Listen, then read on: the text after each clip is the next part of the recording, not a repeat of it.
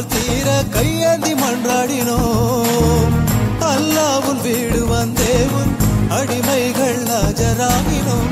பொல்லாத பாவங்கள் தீர கையேந்தி மன்றாடினோம். ஆணையேற்று இப்ராஹிம் நபிகள் அந்த நாள் எழுப்பிய வீடு, அதனை கண்டு தீனோரின் கண்கள் அருமையாய் உருவாகி பொழிகிறதே.